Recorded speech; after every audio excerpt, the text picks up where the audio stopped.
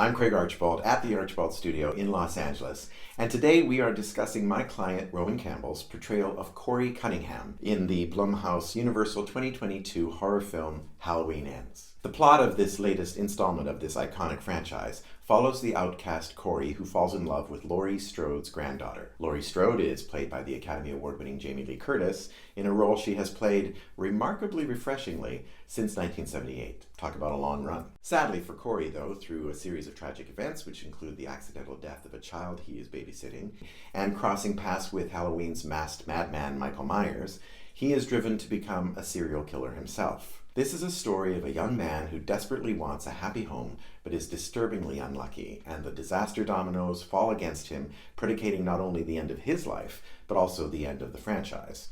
Or is it? I'm very proud of the work that Rohan Campbell did in this film.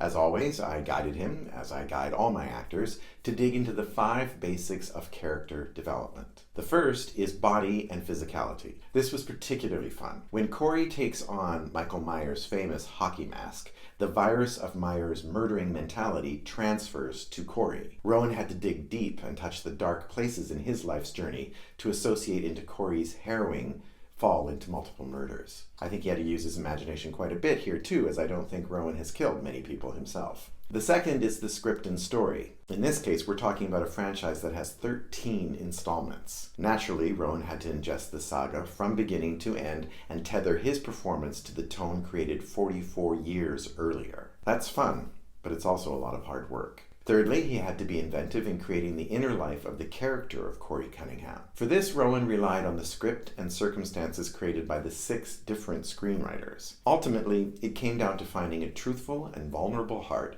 of a young man who truly wanted to do good in the world, who wants nothing more than to have a romance and be normal. Sadly, circumstances take this youthful desire away from him, and that initiates his turn into a psychic break and murder. This is good and juicy fun stuff for an actor to explore. Fourth, I guided Rohan into the spirit and mind of such a character. What are the driving forces and circumstances for all 11 of the murders he commits? What drives each of them individually? We made sure to be careful in our specificity. We couldn't just let him go crazy. We knew it would never be believable to an audience if Rohan didn't know the driving heartbreak in each of the circumstances. We answered the question, what would it take to make a normal young man turn into such a butcher? And finally, the 5th step of character development, the voice and expression of the character. And I think this is where Rohan really had a great time, using his own vulnerabilities, angers, injustices, and revenge fantasies to fulfill Corey's very sad slide into insanity. We made sure that there was development in the performance as well,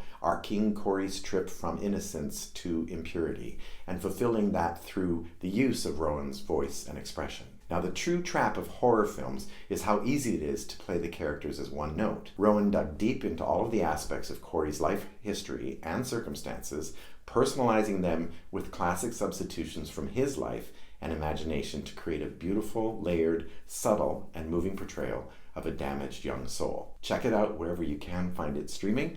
I'm certain you will enjoy Rohan's work as much as he did creating it.